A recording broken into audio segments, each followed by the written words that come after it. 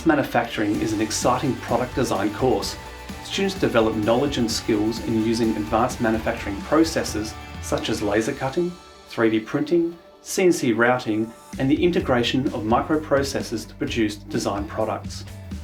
All courses allow you to develop your creativity, innovation and enterprise skills using both individual and collaborative tasks.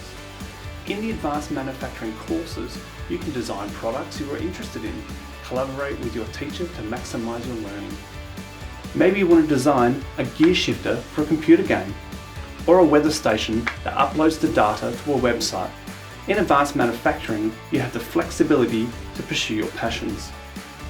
Students in these courses create portfolios to develop design concepts and produce these products using industry standard CAD software and manufacturing techniques. In Year 10, students can select Advanced Manufacturing for one semester as an elective subject. In Year 11, students have the opportunity to select Advanced Manufacturing for one semester or as a full year course. Advanced Manufacturing is a full year course in Year 12, and we recommend students undertake at least one semester of Advanced Manufacturing in Year 11 in preparation.